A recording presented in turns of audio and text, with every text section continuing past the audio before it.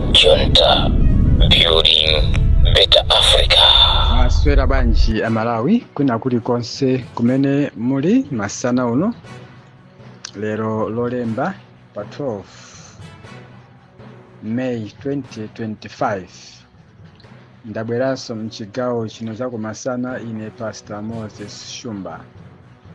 Nkhani zimene ndakubweretsera kuno ndabweretsa nkhani ziwiri masana uno. Nkhani yanga yoyamba ndimafuna ndimeme amabungwe. Tapangani chimodzi amabungwe tithane ndi mapulogalamu amene tingathe kumangotha mawu mpakamwa koma osachita action. Ndipemphe bungwe la coalitions limene linapanga mabungwe angapo kupanga umodzi kapena kuti gwirizano coalitions limene likusogozedwa ndi bungwe la Malawi Freedom Fighters bwana Professor Kinka.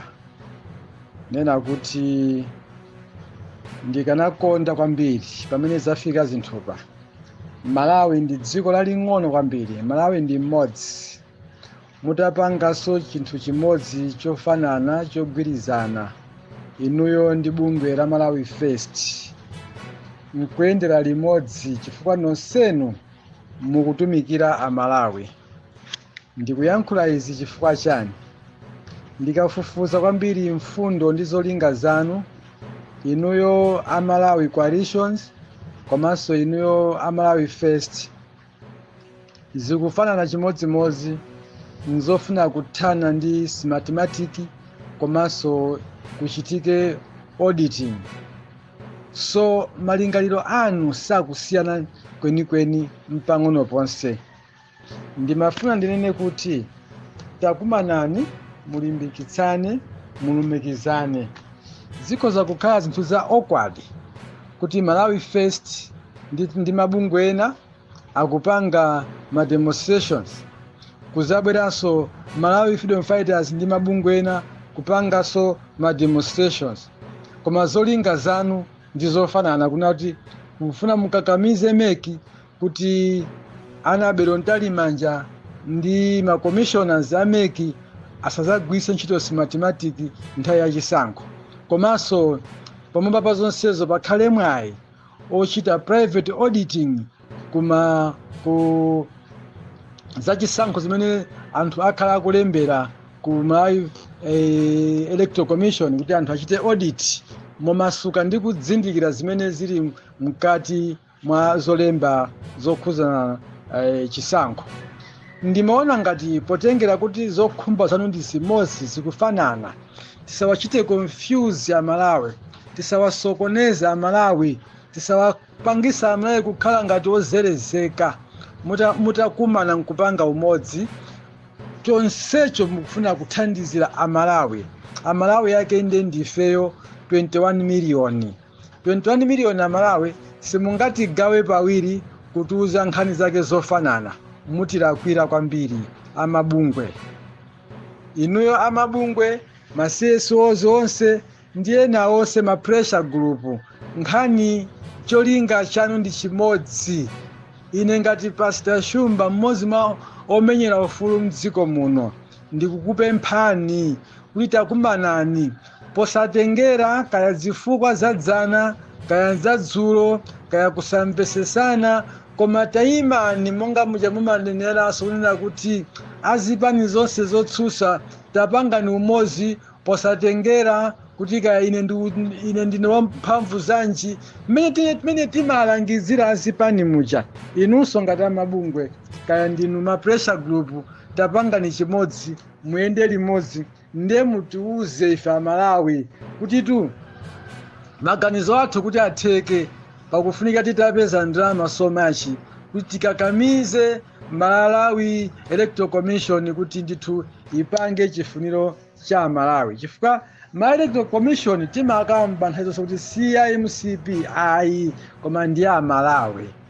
Ngati ndi choncho, ngati si ya Malawi ndiye tidziwa pali zikayikiso zambiri zimene zilipo ku bungwe limeneli, zimene anthu ambiri akuzifotokoza. Komamo timafuna tinene kuti popewa ndi kukana zoyankhulayankhula.